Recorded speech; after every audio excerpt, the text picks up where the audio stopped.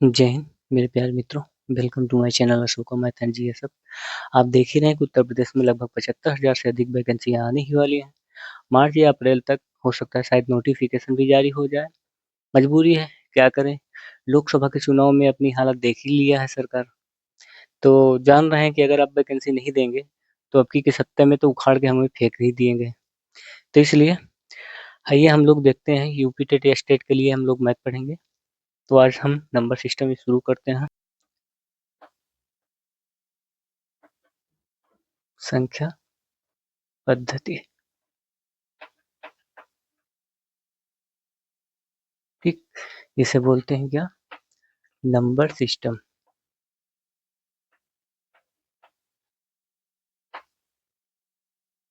English में इसे क्या बोलेंगे, नंबर सिस्टम।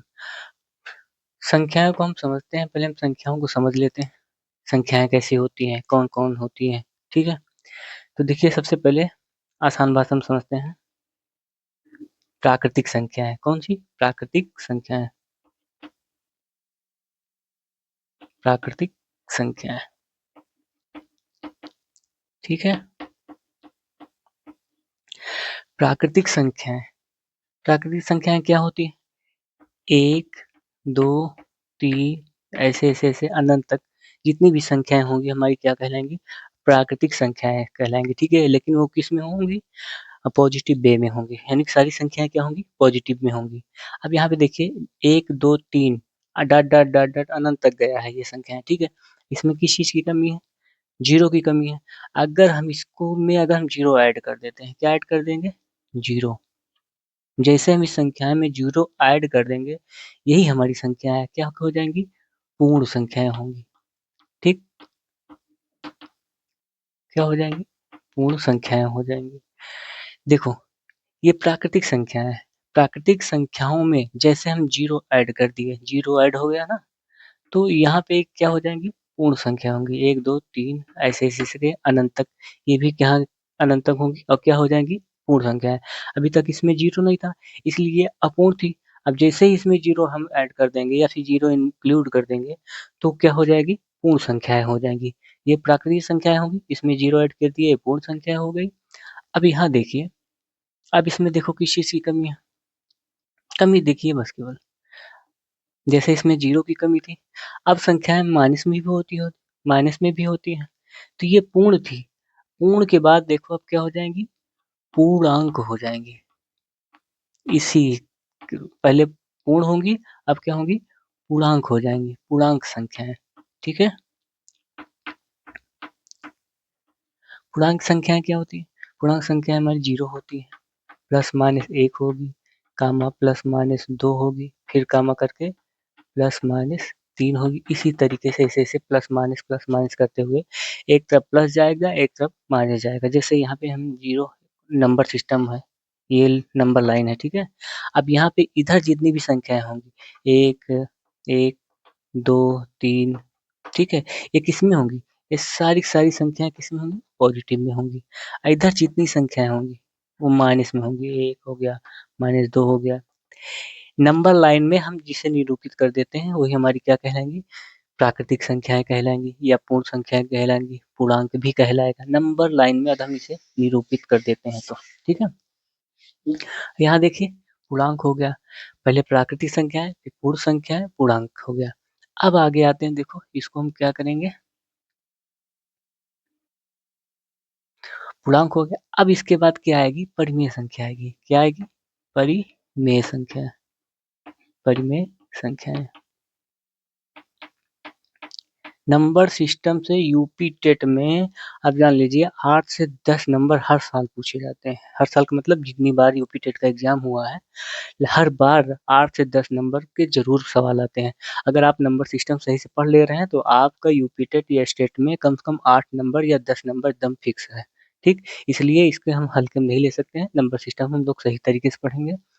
परिमेय संख्या क्या होती हैं, ऐसी संख्याएं जिनको हम p बटे q के रूप में लिख सकें उन्हें हम क्या कहेंगे, परिमेय संख्याएं कहेंगे, ठीक है। जैसे ये है p बटे q के रूप में लिख दिए, ये q है, ठीक है, p बटे q के रूप में लिख दिए। लेकिन जो हमारा q है वो 0 नहीं होना चाहिए। क्या नहीं होना चाहिए? 0 नहीं होना चाहिए। 0 अगर क्यू आपका हो जाएगा, 0 से भाग देंगे तो संख्याएँ अनंत हो जाएँगी, इनफाइनाइट हो जाएँगी। ये परिमेय संख्या हो गई।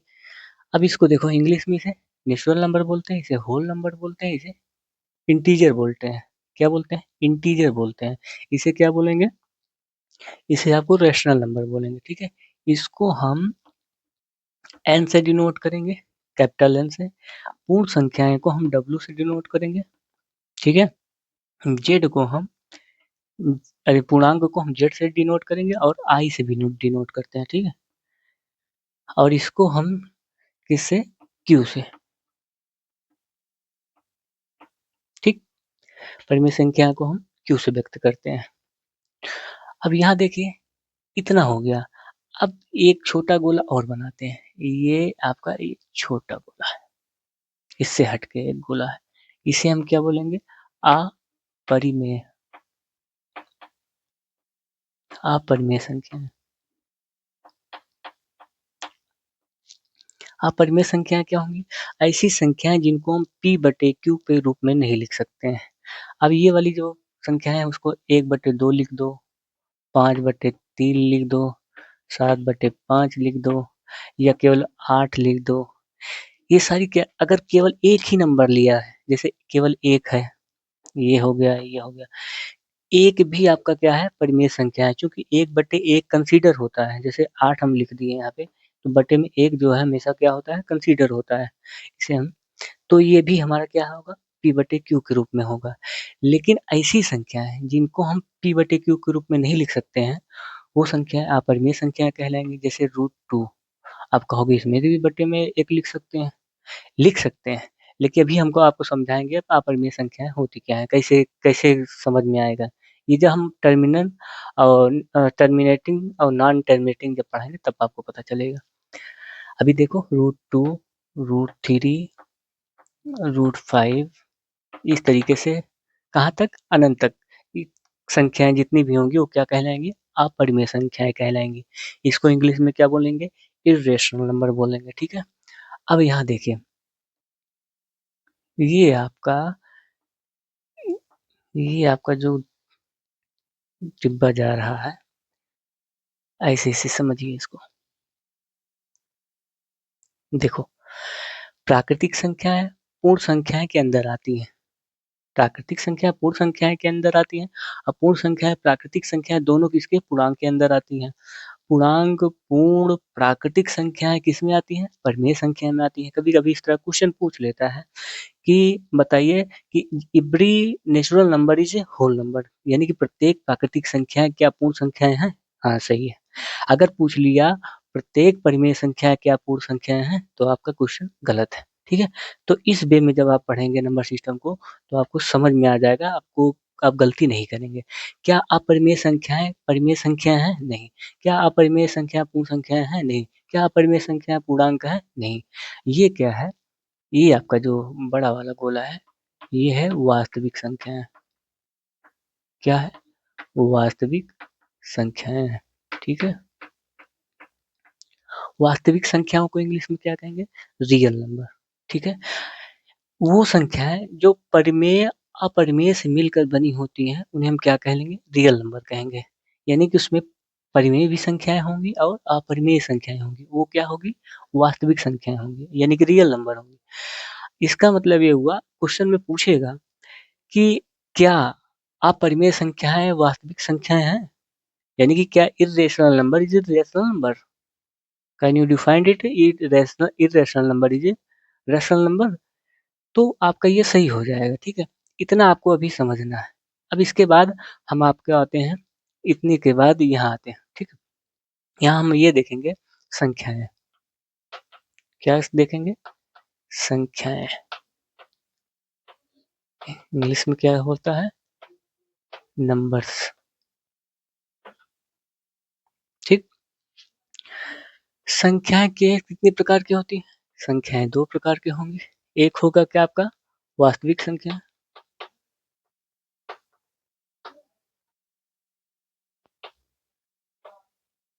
वास्तविक संख्याएं।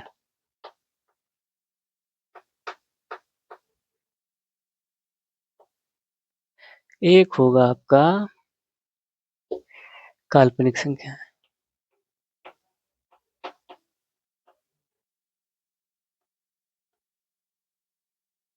ठीक।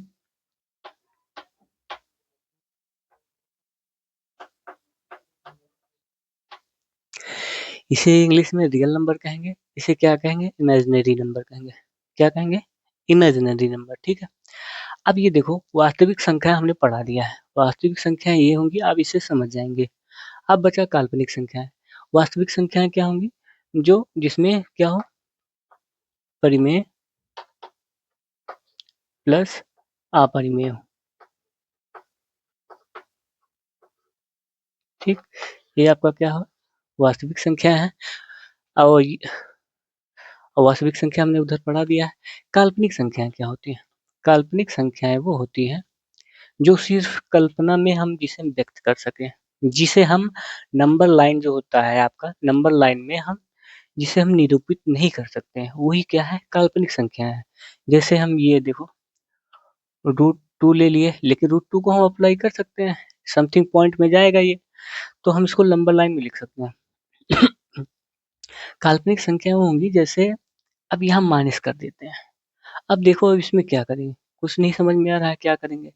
तो ये जो माइनस है, इसी को हम बराबर करके रूट टू मल्टीप्लाई क्या लिखेंगे, आई, या फिर रूट टू मल्टीप्लाई, देखो इसको हम रूट वन लिख देते हैं।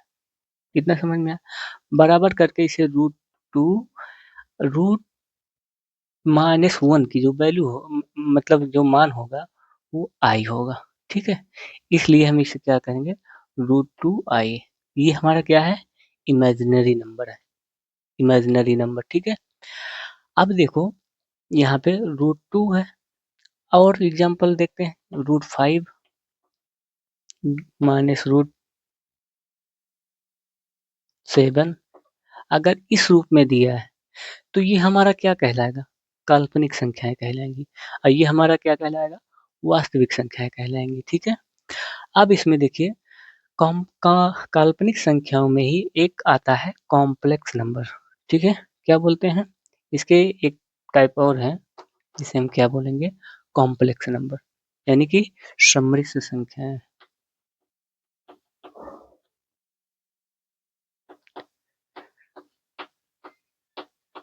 सम्मिश्र संख्याएं, सम्मिश्र संख्याएं वो होंगी जिसमें रियल भी हो और इमेजिनरी भी हो। रियल का मतलब जैसे ए हो प्लस ए प्लस आई बी के रूप में अगर कोई संख्याएं दिया गया हो, वो क्या कहलाएगा आपका, सम्मिश्र संख्याएं, यानी कि कॉम्प्लेक्स नंबर कहलाएगा। ठीक, ये आपका क्या है, रियल है, ये आपका क्या है, इमेजिनरी पार्ट है। रियल और इमेजिनरी पार्ट अगर दोनों मिल जाएंगे तो वो क्या बोलेंगी, सम्मिश्र संख्याएं कहलाएंगी। जैसे ये टू प्लस थ्री आई कर देते हैं। ठीक है, ये क्या हो जाएगा आपका, इमेजिनरी नंबर हो जाएगा। ठीक है, या फिर यहाँ देखो, एट प्लस ये हो जाए आपका, जैसे ये हो गया आई प्लस थ्री हो गया, या थ्री आई हो गया। ठीक, इसके आगे देखते हैं। अब समझते हैं प्राकृतिक संख्याओं के गुण। ठीक है, एक मिनट, उसके पहले हम आपको बता देते हैं जैसे परिमेय संख्या है, परिमेय संख्या, परिमेय संख्या आपको दो तरीके से मिलेंगी। एक आपका मिलेगा टर्मिनेटिंग, जिसे हम क्या बोलेंगे, शांत, शांत आवर्ती संख्या है, शांत आवर्ती संख्या है। हिंदी में ऐसा ही रहेगा, इंग्लिश इसका वर्ड जानना जरूरी है। टर्मिनेटिंग, ये टर्मिनेटिंग है आपका। ठीक है,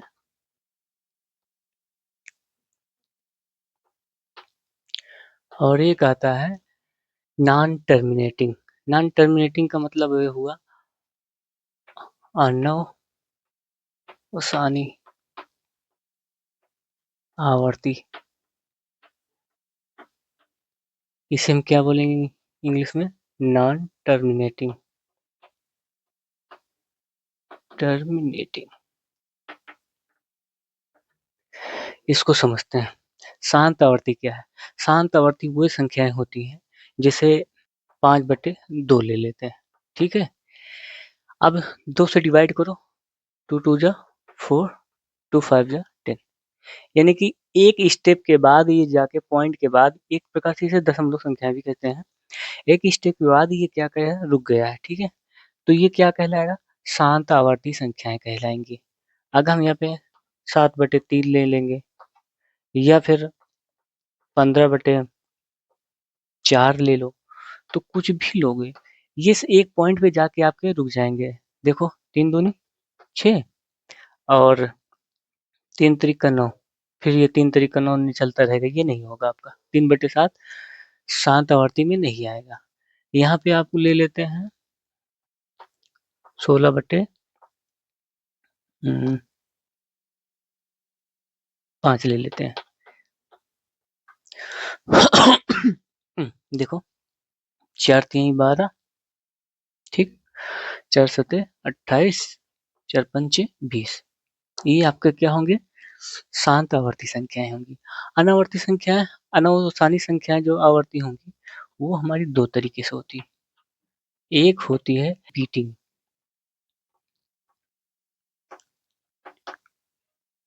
एक होगी नॉन रिपीटिंग। ठीक, रिपीटिंग होगी, एक नॉन रिपीटिंग। रिपीटिंग का मतलब ये होता है कि बार बार वही संख्याएं आए। ठीक है, जैसे 1/3 को भाग देंगे तो ये क्या कह रहा है, पॉइंट कितनी बार जाएगा, 0.333 ऐसे ऐसे ऐसे भाग देते जाएंगे, ये अनंत तक जाता चला जाएगा।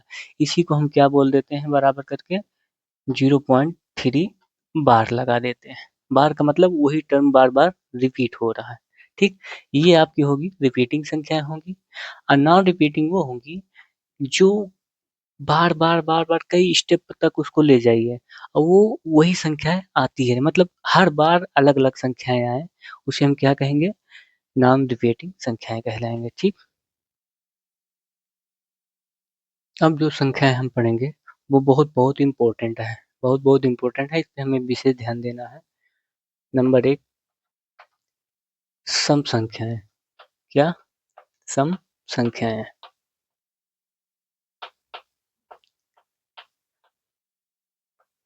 इंग्लिश में इसे क्या कहेंगे, इवन नंबर।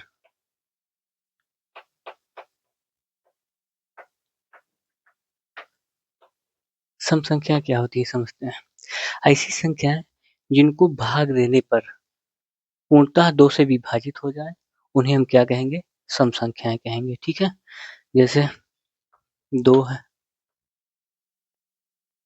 4 है, 6 है, 8 है, 10 है, इस तरीके से डॉट डॉट डॉट डॉट कहाँ तक, अनंत तक सारी संख्या क्या कहलाएंगी, सम संख्या कहलाएंगी। ठीक है, इसे हम डिनोट कैसे करते हैं, देखो इवन नंबर को अगर हम इसे देखना हो तो इसे हम डिनोट करेंगे, इसे हम 2n से व्यक्त करते हैं।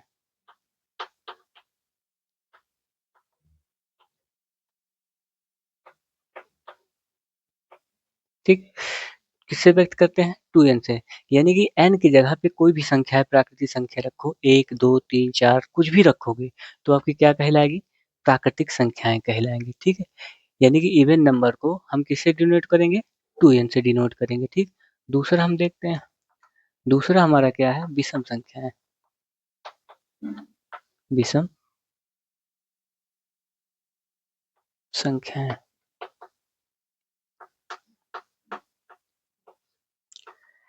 इसे क्या कहेंगे, ऑड नंबर।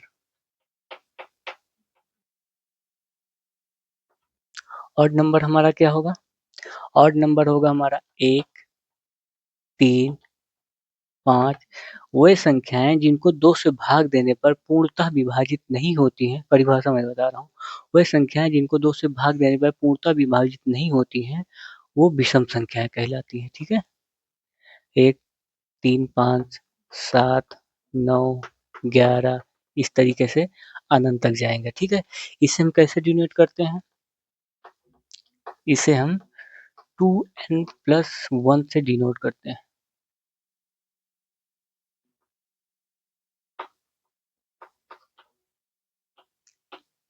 व्यक्त करते हैं। मान लो परीक्षा में पूछ ही लिया किसे हम अगर विषम संख्या को किससे व्यक्त करते हैं तो 2n+-1 से। 2n+-1 से इसलिए कह रहे हैं जैसे n की जगह पे 1 रखो, 1 रखे और यहाँ 2 तो है ही है, n की जगह पे 1 रखे।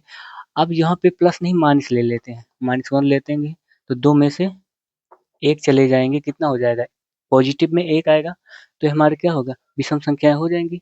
तो इसलिए कितना भी आप लेंगे, 2 लेंगे, 3 लेंगे, 4 लेंगे, 5 लेंगे, चाहे सम लेंगे चाहे विषम लेंगे, प्राकृतिक संख्या ये हमारा क्या है, प्राकृतिक संख्या है। चाहे जितना हम इसमें n का मान रखेंगे वो क्या देगा, विषम संख्याएं ही हमें प्राप्त होगी। ठीक है, सम संख्या होगी, विषम संख्या होगी।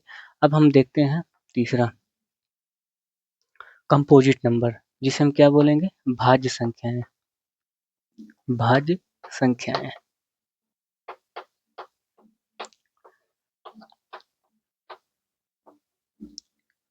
Composite numbers. ठीक है, भाज्य संख्याएं क्या होती है समझते हैं, ध्यान से समझिएगा इसे। भाज्य संख्या ऐसी संख्या है, ठीक है, ऐसी संख्याएं जिनके कम से कम 3 फैक्टर हों, यानी कि 3 डिवाइजर हों, उन्हें हम क्या कहलाएंगे, भाज्य संख्याएं। इसका मतलब ये हुआ कि कोई संख्या लेते हैं, उसको हम कम से कम 3 या 3 से अधिक संख्याओं से अगर हम भाग देते हैं और वो कट जाता है तो वो हमारा क्या कहलाएगा, कंपोजिट नंबर कहलाएगा। ठीक देखो, एक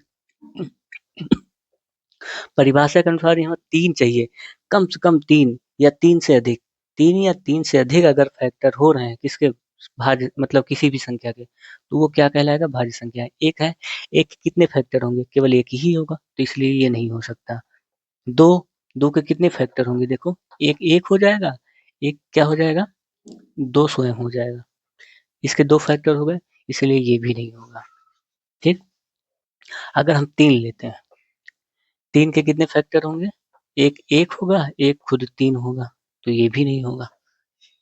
ठीक, जब ये भी नहीं होगा तो क्या होगा, 4 होगा, 4 के बाद क्या होगा, 6 होगा, 5 नहीं होगा, 5 के एक और 5 खुद फैक्टर होंगे बस, 5 ये हो जाएगा, 7 भी नहीं होगा, 6 के बाद 8 होगा, 9 होगा, 9 के कितने फैक्टर होंगे, एक होगा, 3 होगा, 9 खुद होंगे। ठीक है, 10 होगा, 10 के कितने फैक्टर होंगे, एक होंगे, 2 होंगे, 5 होंगे, 10 कई फैक्टर हो जाएंगे इसके, 4 तो अधिक हो गया। इस रूप में एक 11 नहीं होगा, 12 होगा, 13 नहीं होगा, 14 होगा, इस रूप में आगे अनंत तक बढ़ता चला जाएगा। ये क्या कहलाएगी, हमारी भाज्य संख्या है। कम से कम यहाँ देख लो, लिख देते हैं 3 या 3 से अधिक,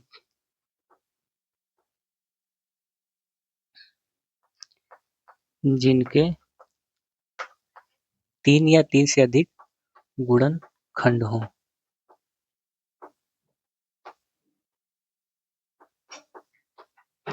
ठीक, 3 या 3 से अधिक गुणनखंड हो उन्हें क्या हम कहेंगे, भाज्य संख्या कह लेंगे बस। अब चौथा नंबर है अभाज्य संख्याएं। ठीक है,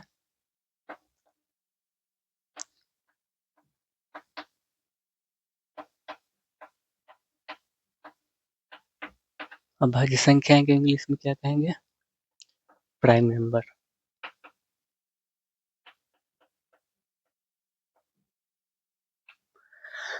क्या कहलाएंगे, प्राइम नंबर। प्राइम नंबर क्या होता है, जिन संख्याओं के दो, ध्यान से समझिएगा, जिन संख्याओं के कम से कम नहीं, जिन संख्याओं के केवल 2 फैक्टर पाए जाएं, केवल 2 फैक्टर होने चाहिए, यानी कि 2 गुणनखंड होने चाहिए, वही क्या हो बोलेंगे हम, अभाज्य संख्याएं बोलेंगे। यहाँ पे लिख देते हैं, जिन संख्याओं के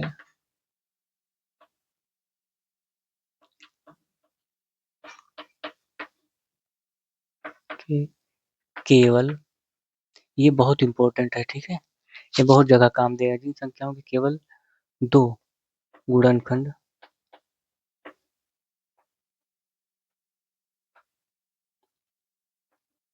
प्राप्त हों, उन्हें क्या कहलाएंगे? उन्हें प्राइम नंबर कहते हैं, ठीक। जैसे 2 हो गया, 3 हो गया, 5 हो गया, 7 हो गया, 9 नहीं होगा, 11 हो जाएगा, इस तरीके से ये अभाज्य संख्याएं कहलाएंगी। ऐसी संख्याएं जिनके केवल केवल केवल मात्र केवल 2 गुणनखंड हो उसके, यानी कि 2 डिवाइजर हो, 2 डिवाइजर हो, वो क्या कहलाएंगे? अभाज्य संख्याएं कहलाएंगे, ठीक है। अब आता है सह अभाज्य संख्याएं।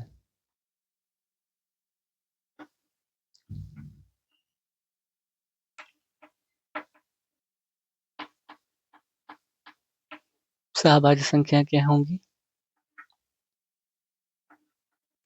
को prime number,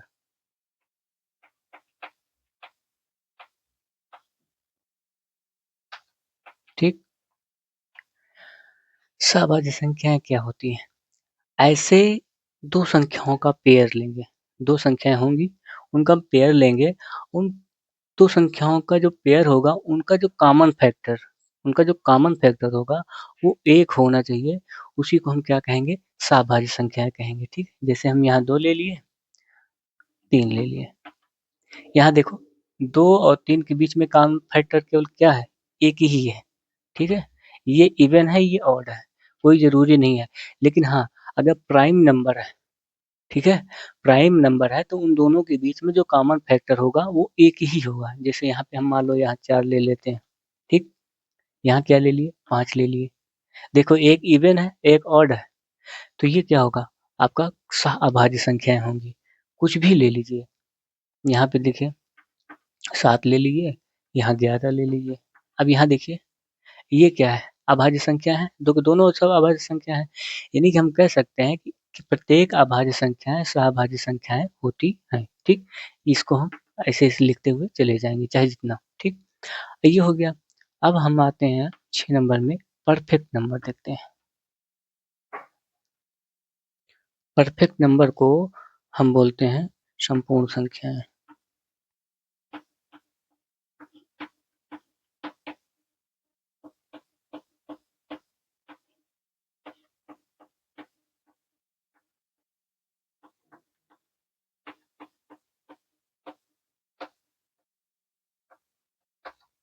perfect number, perfect number हमारे क्या होंगे?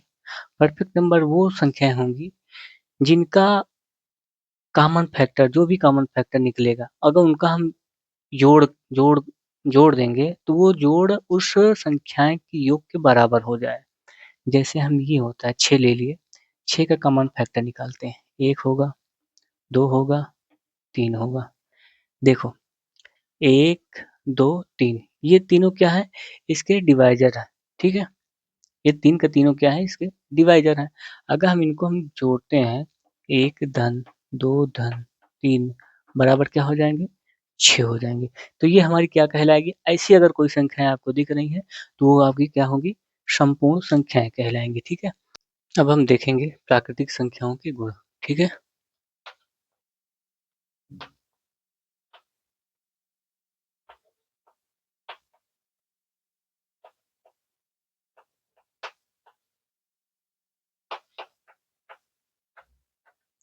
प्राकृतिक संख्याओं के जो गुण हैं ये कौन कौन से हैं?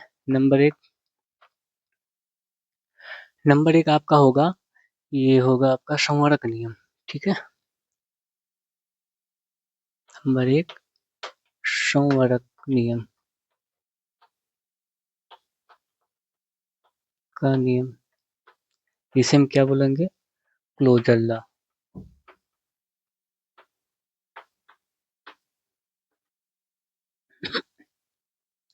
संवरक का नियम क्या होता है? संवरक का नियम ये होता है कि जैसे ए और बी ये दोनों प्राकृतिक संख्याएं हैं, ठीक है। ए और बी अगर ये प्राकृतिक संख्याएं यानी कि ये आपका नेचुरल नंबर है, ठीक है।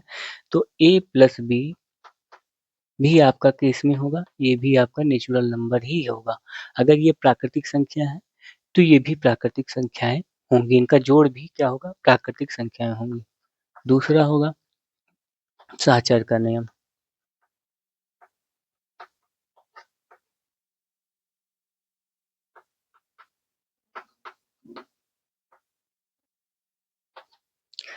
इसको हम क्या बोलेंगे, एसोसिएटिव।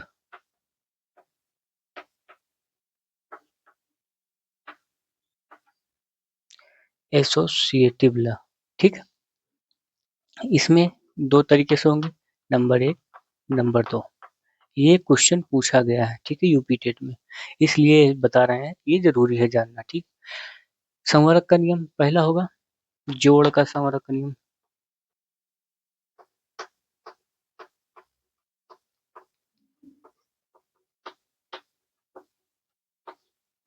जोड़ का संवरक नियम क्या है? जोड़ का संवरक नियम ये है, अगर a प्लस बी है प्लस सी है, या फिर इस रूप में हो, a प्लस बी प्लस सी है, ये बराबर होगा किसके, a प्लस बी प्लस सी के, ठीक।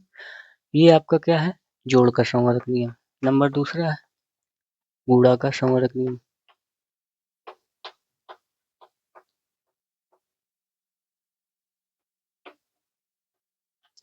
गुणक संवरक नियम क्या कह रहा है, गुणक संवरक नियम ये है कि अगर a गुणे बी, ठीक है, a गुणे बी गुणे सी है, तो ये किसके बराबर होगा, a गुणे बी ब्रैकेट गुणे सी के बराबर ही होगा, ठीक। क्रम विनिमय का नियम,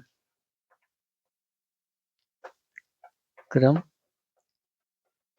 विनिमय,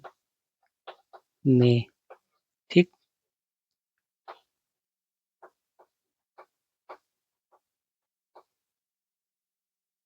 क्रम विनिमय का नियम इंग्लिश में इसे हम बोलते हैं कम्यूटेटिव, कम्यूटेटिव लॉ बोलते हैं। इसके दो तरीके हैं, एक, नंबर दो। ये क्या कहता है, कहता है कि अगर a धन b है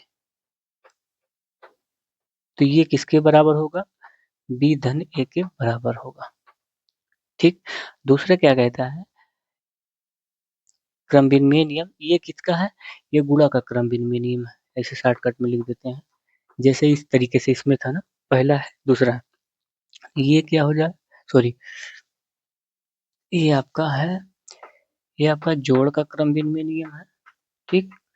ये आपका गुणा का क्रम विनिमय नियम। अगर a गुणे b है, यानी कि a गुणे या फिर a डॉट b कर सकते हैं, अगर a डॉट b है तो ये बराबर किसके होगा, b डॉट a के हो बराबर होगा, ये क्या होगा, गुणा का क्रम विनिमय नियम होगा। संख्या है आपकी बस इतनी है, इतने से ही आपके यूपी टेट में क्वेश्चन पूछे जाएंगे। अब सवाल देखते हैं जो इसके प्रीवियस ईयर में आए हुए हैं, ठीक है। ये सवाल देखिए, यूपी टेट 2020 में पूछा है, किसमें पूछा है, 2020 में, यूपी टेट, ठीक। यूपी टेट 2020 में क्वेश्चन पूछा गया है, क्या कह रहा है कि निम्नलिखित में कौन सा कथन सही है, सबसे छोटी अभाज्य संख्या एक होती है, एक भाज्य संख्या विषम हो सकती है, कोई सम संख्या, एक मिनट, इसके पहले हम आपको कुछ नोट करवा देते हैं, यहाँ पे आप नोट लिखिए। नोट में ये लिखेंगे कि नंबर एक, एक ना तो भाज्य है और ना ही अभाज्य, ठीक। नंबर दूसरा क्या है, नंबर दूसरा ये है कि चार सबसे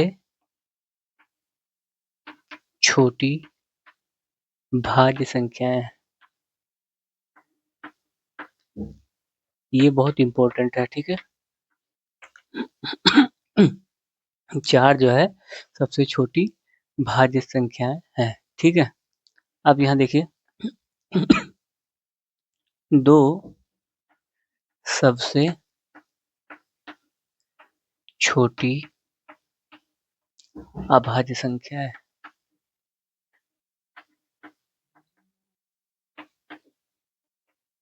ठीक, फिर आगे दो सबसे छोटी अभाज्य संख्या हो गई।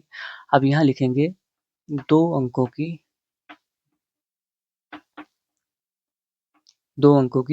सबसे छोटी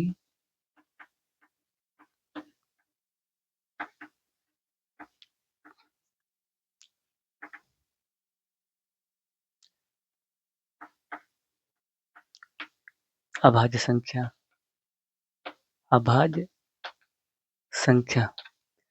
दो अंकों की सबसे छोटी अभाज्य संख्या क्या होगी? दो अंकों की सबसे छोटी अभाज्य संख्या 11 होगी। ठीक, एक मिनट, यहाँ 11 जो आपका है ये दो अंकों की सबसे छोटी अभाज्य संख्या है। ठीक है, दो अंकों की सबसे बड़ी अभाज्य संख्या। दो अंकों की सबसे बड़ी अभाज्य संख्या जो होगी आपकी वो 97 होगी। क्या होगी? 97। ठीक है, अब यहाँ देखेंगे 101। ये क्या है? तीन अंकों की सबसे छोटी अभाज्य संख्या। ठीक, ये एक और लिख लेते हैं 997। ये आपका क्या होगा? ये तीन अंकों की सबसे बड़ी अभाज्य संख्या होगी। ठीक, ये क्या है? एक ना तो भाज्य संख्या है ना अभाज्य है। चार सबसे छोटी भाज्य संख्या है, दो सबसे छोटी अभाज्य संख्या है, 11 दो अंकों की सबसे छोटी अभाज्य संख्या, 97 जो है तीन अंकों की सॉरी दो अंकों की सबसे बड़ी अभाज्य संख्या है, तीन अंकों की सबसे छोटी अभाज्य संख्या 101 है और तीन अंकों की सबसे बड़ी अभाज्य संख्या 997 है। ये आपका किसमें पूछा गया था पता है? यूपी पीसीएससी सेट में पूछा गया था इसी साल। अब ये सवाल देखते हैं क्या कह रहा है। लेकिन निम्नलिखित में कौन सा कथन सही है? सबसे छोटी अभाज्य संख्या 1 है। अब इससे मिलाइए आप, देखिए अभाज्य संख्या है, सबसे छोटी अभाज्य संख्या क्या है? 2 है, इसलिए क्या है? गलत है। एक भाज्य संख्या विषम हो सकती है? एक भाज्य संख्या विषम हो सकती है? भाज्य संख्या, अब इसको यहाँ समझिए, ये क्या कह रहा है? एक भाज्य संख्या विषम हो सकती है। भाज्य संख्या क्या हम बताए थे? वो संख्याएं जिनके वो संख्याएं जिनके तीन या तीन से अधिक कॉमन फैक्टर हो, वो संख्याएं जिनके तीन या तीन से अधिक डिवाइजर हो, उन्हें हम क्या कहेंगे? भाज्य संख्या कह लेंगे। जैसे यहाँ पे क्या था? 4 था, 6 था, 8 था। यहाँ क्या कह रहा है? भाज्य संख्या विषम हो सकती है। विषम, 9 को हमने बताया था, 9 क्या है आपका? भाज्य संख्या है। तो ये क्या है? विषम है कि नहीं है? विषम है, इसलिए ये कंडीशन क्या है? सही है आपका। अब यहाँ क्या कह रहा है? अ, एक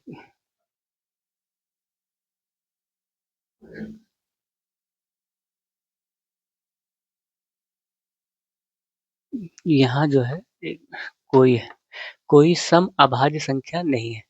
सम अभाज्य संख्या, सम अभाज्य संख्या, इसका मतलब ये गलत है। हमने जो अभाज्य संख्याएं हैं, सबसे छोटी अभाज्य संख्या ये है, ये तो आपका सम है ना, तो इसलिए ये क्या है? गलत है। दो अभाज्य संख्याओं का योग फल सदैव अभाज्य संख्या होती है, ये भी गलत है। दो अभाज्य संख्याओं का अगर हम योग कर देंगे, अभाज्य संख्याएं ले लेते हैं, जैसे मान लो 3 ले लिए और क्या बोला है? सदैव अभाज्य होती है। और यहाँ 7 ले लिए। ये 3 अभाज्य संख्या है, ये भी अभाज्य संख्या है, बराबर कितना हो जाएगा? 10। ये बताइए, देखो ये भाज्य संख्या हो गई, ये तो अभाज्य संख्या है नहीं, ये तो भाज्य संख्या हो गई, इसलिए ये क्या है? ये भी गलत है। आगे और सवाल कुछ देखते हैं। ठीक, ये सवाल देखिए, ये भी 18 में आया था, ये भी 18 में आया था, ये भी 18 में आया था, ये 17 में आया था। ये सारी एक पाई एक परिमेय संख्या है, 18 में भी आया था।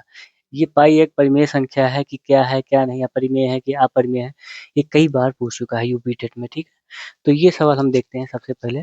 इसमें क्या कह रहा है? सबसे छोटी ऋणोत्तर अभाज्य संख्या। ऋणोत्तर अभाज्य संख्या क्या होती है? नॉन नेगेटिव संख्या है, नॉन नेगेटिव जो नंबर होगा वही होगा। सबसे छोटी ऋणोत्तर अभाज्य संख्या जो नॉन नेगेटिव भी हो और अभाज्य भी हो। 0 तो हो नहीं सकता, 1 होगा नहीं, 3 होगा, लेकिन 3 छोटी नहीं है, 2 सबसे छोटी है, इसलिए विकल्प नंबर कौन सा सही होगा? आपका सी सही हो जाएगा। ये सवाल देखिए, अभी इसमें क्या कह रहा है? इसमें क्या कह रहा है? 100 के समभाजकों की संख्या ज्ञात कीजिए। 100 के समभाजकों की संख्या का मतलब ये है कि जैसे 100 है, 100 के कितने फैक्टर ऐसे हैं, कितने डिवाइजर ऐसे हैं जो सम हो, विषम नहीं होनी चाहिए। जैसे 2 से कट जाएगा, 2 से कट जाएगा, ठीक, 4 से कट जाएगा, 4 से कट जाएगा, 5 से कट जाएगा, 5 दूनी 10 कट जाएगा, लेकिन 5 क्या है? समभाजक नहीं है, विषम हो गया है, तो इसको हम नहीं लेंगे। 10 से कट जाएगा, 10 से कट जाएगा, 20 से कट जाएगा, 20 से कट जाएगा, ठीक है। 20 के बाद किससे कटेगा? देखो, 50 से कट जाएगा, 50 से कट जाएगा, 1 2 3 4 5 हो गया। और उसके बाद में क्या होगा? 100 खुद भी है, 100 से भी कट जाएगा। तो यानी कि 100 के समभाजकों की संख्या कितनी है? 1 2 3 4 5 1 6। विकल्प नंबर कौन सा सही होगा आपका? सी सही हो जाएगा। इसमें क्या कह रहा है? एक अनवसानी किंतु आवर्ती दशमलव संख्या होती है, परिमेय संख्या होती है, पूर्णांक होती है, एक प्राकृतिक संख्या होती है, या फिर एक अपरिमेय संख्या होती है। ये भी देखो 2018 में पूछा है, ये 2017 में पूछा है। हमने इसके पहले पढ़ाया है। अनवसानी का मतलब होता है नॉन टर्मिनेटिंग नंबर, ठीक है, या नॉन टर्मिनेटिंग, ठीक। एक टर्मिनेटिंग बताया है, एक नॉन टर्मिनेटिंग। टर्मिनेटिंग में जो हो वो शांत होता है, और नॉन टर्मिनेटिंग में अनवसानी होता है, ठीक है। तो ये क्या होगी? प्राकृतिक संख्याएं होंगी, ठीक है। इतना आपको समझना है। ये 2018 में पूछा गया है, ये भी फिर पूछ सकता है। अब इसमें देखिए, पाई एक है, क्या है पाई? परिमेय संख्या है, अपरिमेय संख्या है, अभाज्य संख्या है, या पूर्णांक है? इसको तो पता बताया तो है नहीं है, तो इसलिए ये क्या है? अपरिमेय संख्या है। पाई को लेके थोड़ा कंफ्यूजन है, आइए देखते हैं। पाई का मान अगर 12 सॉरी पाई का मान अगर 22/7 होगा, अगर दिया है, इस पे ध्यान दीजिएगा। पाई का मान अगर 22/7 होगा, अगर दिया है, तो ये आपका क्या होगा? आपका परिमेय संख्या होगा, ठीक है, परिमेय संख्या होगी।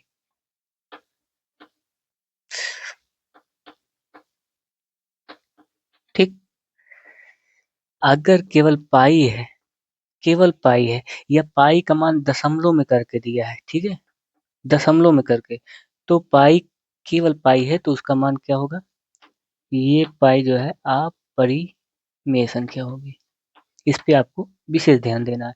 अगर पाई का मान 22/7 है तो आप परिमेय संख्या है, पाई का मान कुछ भी नहीं दिया गया है, केवल पाई दिया है, तो अपरिमेय संख्या होगी, ठीक है। ये सवाल देखते हैं, इसमें क्या कह रहा है?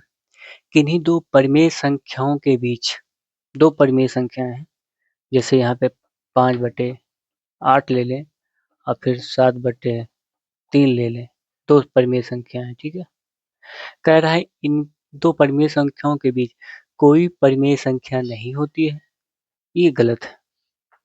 दो परिमेय संख्याओं के बीच बहुत परिमेय संख्या होती है। जैसे मान लो 1/, यहाँ पे 2 है, ठीक है, 1/2 है, और यहाँ हम 3/2 ले लेते हैं। इसको पॉइंट कितना, 0.5 लिखेंगे, इसको क्या लिखेंगे, 1.5 लिखेंगे। इसके बीच में कितनी अपरिमेय संख्या होंगी? बहुत सारी अपरिमेय संख्या होंगी इनके बीच में। अब यहाँ से अगर परिमेय संख्या ज्ञात करना है, जैसे 1/2 है, तो इस पे हम लगाते चले जाओ, इसको मान जो है कम करते चले जाओ आराम से, इसका भी मान कम करते चले जाओ। इनके बीच में न जाने कितने परिमेय संख्याएं होंगी, यानी कि इनके इन दोनों के बीच में ही होनी चाहिए, ऐसी संख्याएं हो जो इन दोनों के बीच में ही हो। जैसे मान लो यहाँ पे 6 बटे कितना ले लो, 5 ले लो। ये जो 6 बटे 5 है, हम इसको भाग देंगे तो 5 का नाम 5, 5 दूनी 10। देखो इन दोनों के बीच में आ गई कि नहीं आ गई। तो इसलिए अनंत परिमेय संख्याएं होती हैं इन दोनों के बीच में परिमेय संख्या।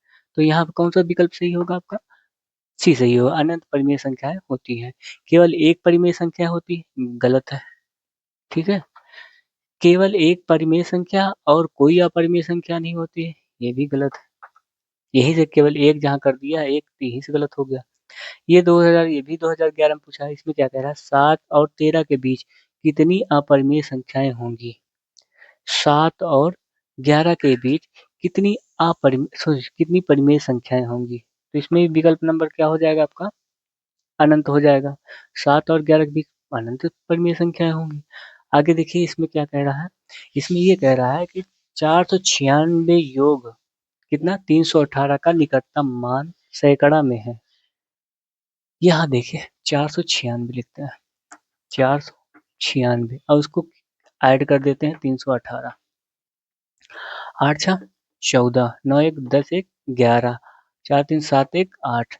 निकटतम सैकड़ा का मान क्या ये 900 के आसपास जा रहा है? नहीं जा रहा है। किसके आसपास है? 800 के आसपास है। इसलिए विकल्प नंबर कौन सा सही हो जाएगा हमारा? बी सही हो जाएगा। ठीक, एक चीज देख लेते हैं, ये याद करना बहुत जरूरी है।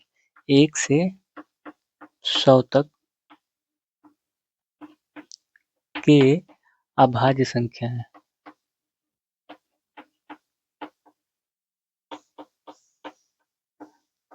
1 से 100 तक की अभाज्य संख्या है नंबर 1। ठीक है,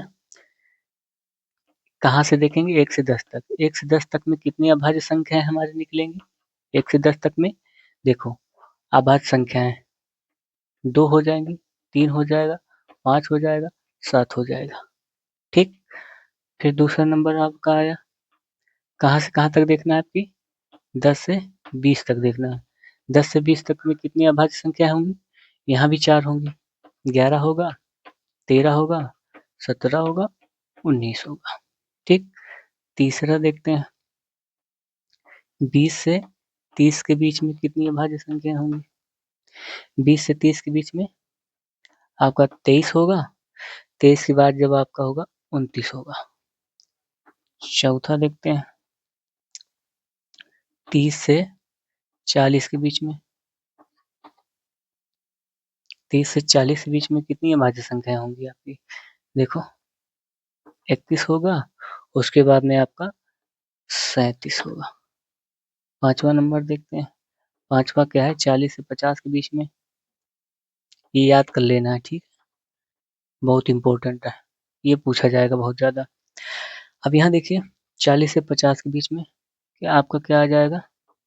41 आ जाएगा, 43 आ जाएगा, फिर आपका 47 आ जाएगा। अब 50 से 60 के बीच में देखेंगे, 50 से 60 के बीच में जब हम देखेंगे तो कितनी भाज्य संख्या होंगी? 53 होगा और 59 होगा। ठीक, अब यहाँ देखिए 60 से 70 के बीच में, जब 60 से 70 के बीच में देखेंगे 61 आएगा और 67 आएगा। ठीक, 60 से 70। अब यहाँ से 70 से अगर हम 80 के बीच में देखेंगे, 1 मिनट,